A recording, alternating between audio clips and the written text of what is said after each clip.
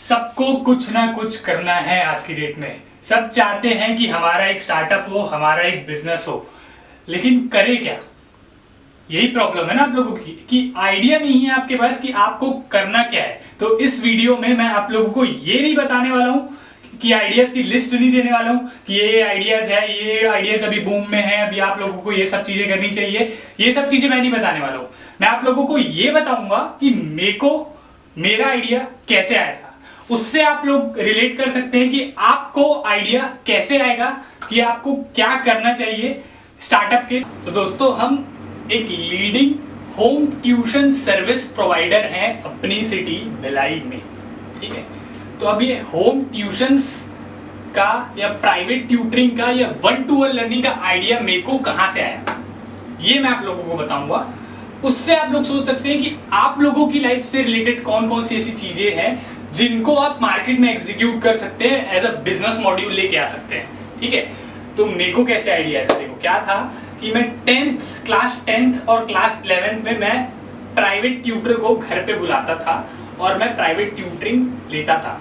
ठीक है, तो उस टाइम मेरे को ना काफी मुश्किलों से मिल पाते थे ट्यूटर्स अपनी सिटी में। कि ट्यूटर्स में गूगल में सर्च करके OLX से मैं खोज खाज के कहीं से ट्यूटर वगैरह निकाल के बुला के मैं उनसे पढ़ता था केमिस्ट्री सब्जेक्ट। ठीक है, तो 10th 11th और 12th का केमिस्ट्री मैंने प्राइवेट ट्यूटर से पढ़ा। ठीक है, अब उस टाइम मुझे बहुत डिफिकल्टी हुई कि भाई ट्यूटर ढूंढने में, फिर ट्यूटर को घर में बुलाने में, पढ़ने में, डेमो क्लास लेने में, पेमेंट्स में, समझे। तो उस टाइम तो मेरे को ये आइडिया नहीं आ गया था कि भाई मैं होम ट्यूशंस का खोलूंगा करके, ऐसा कुछ भी नहीं था उस समय। ठीक है, अब क्या हुआ, अब ये सब तो मेरा प्रीवियस पास्ट एक्सपीरियंस हो गया। ठीक है, अब ना जब मैंने कॉलेज में एडमिशन लिया फर्स्ट ईयर में, तो मेरे को उस कॉलेज में एडमिशन लेने के बाद समझ में आ गया कि यहाँ पे तो मेरी दाल नहीं गलने वाली है, मेरे को कुछ ना कुछ करना पड़ेगा। तो अब क्या करें, है ना। अब आप लोगों के भी दिमाग में भी देखो आइडिया आ रहा होगा कि अब हम क्या करें, करना तो है कुछ, लेकिन क्या करें। तो क्या हुआ कि मेरे कुछ दोस्त लोग थे स्कूल मेट से, जो ना कहीं पे होम ट्यूशन वगैरह पढ़ाते थे।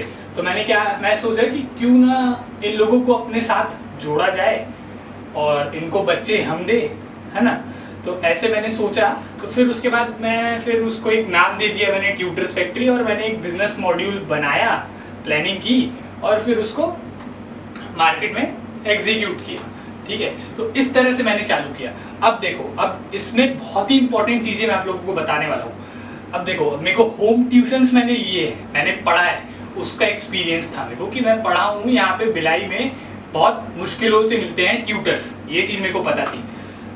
मगर क्या था ना कि मैंने जब बचपन से, जब मैं छोटा था ना, तब से मैं सिर्फ ट्यूशंस ही देखता रहा हूँ। क्यों? क्योंकि मेरी मम्मी एक टीचर है, मेरी मम्मी घर में ट्यूशंस लेती है, मेरी मम्मी MSc गोल्ड मेडलिस्ट है। ठीक है, तो मेरे घर में बचपन से ही बच्चे आते थे, उनके पेरेंट्स आते थे, माँ बाप आते थे, तो मेरे को पता था, मैं यही सब चीजें देखता आ रहा हूँ एकदम छोटा था तब से, कि पेरेंट्स आ रहे हैं, बच्चे आ रहे हैं, कुछ प्रॉब्लम हो रही है, एग्जाम में कम नंबर आ रहे हैं, सब चीजें। तो मेरी मम्मी किस तरह से लोगों के साथ टैकल करती थी, क्या करती थी, तो ये सब चीजें मैं बचपन से देखता आ रहा था।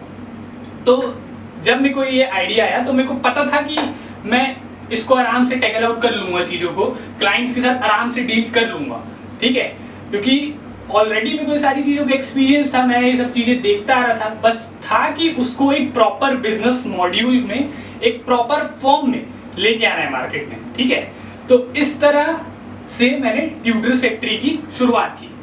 ठीक है, उसके बाद की चीजें तो आप लोग जानते ही हो कि अब कैसा चल रहा है। 1.5 साल के अंदर हम लोग अभी लीडिंग होम ट्यूशंस में है, कोई आजू बाजू नहीं है हमारे। ठीक है, टॉप पे है हम अपनी सिटी में भी, सबसे ज्यादा स्टूडेंट्स, सबसे ज्यादा ट्यूटर्स आज की डेट में हमारे पास ही है। अब देखो, दूसरा पॉइंट एक और आता है, क्या लोग ना ये सोच के चालू नहीं करते कि मार्केट में कितना कंपटीशन है ना। अब जैसे आप ले लो कि अब मैं जोमेटो और स्विगी का एग्जांपल देना चाहता हूँ आप लोगों को, कि आप लोग इससे पहले कभी जब आप छोटे थे, अभी तो आप चलो जोमेटो स्विगी देख रहे हो, तो आपके घर में ही फोन लगा देते थे, होटल रेस्टोरेंट से खाना आप लोगों के घर में आ जाता था, आता था ना घर में खाना। नई चीज तो नहीं है कोई जोमेटो और स्विगी कि घर में खाना आना चालू हो गया, नई चीज नहीं है ना, पहले से था। चीजें, ग्रोसरीज आइटम अब घर में आने लगी। पहले था ना फोन लगा देते, हाँ भैया राशन वाले भैया हमारे घर में 1 किलो चावल 2 किलो ये भेज दो, आता था ना सामान। तो अब देखो वो जो चीजें हैं वो पहले से चलती आ रही हैं, अब उन चीजों को एक प्रॉपर बिजनेस मॉड्यूल के फॉर्म में मार्केट में एग्जीक्यूट करना है। वही चीज किया जोमेटो और स्विगी ने, तभी वो आज की डेट में इतनी नामी कंपनीज है ना। समझ रहे हो ना मेरी बात को?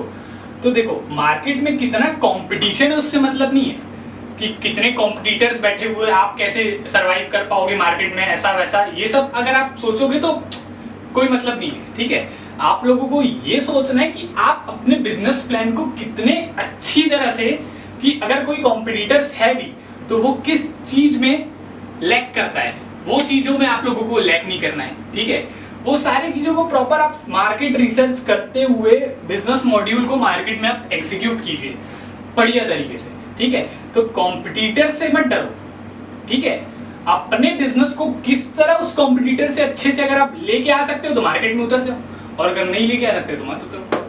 ठीक है, तो इस तरह से आप लोगों को सोचना पड़ेगा कि आप लोग किस चीज से रिलेटेड हो, किस चीज का आपको एक्सपीरियंस है ना। ये सारी चीजें आप लोगों को देखनी पड़ेगी, सोचनी पड़ेगी, समझनी पड़ेगी, उसके बाद ही आप अपने बिजनेस प्लान को आप मार्केट में लेकर आइए। ठीक है, तो अब आइडिया कैसे आएगा ये अब आपको अच्छे से आइडिया आ गया होगा कि आपको कैसे अपने आइडिया को लाना है ना।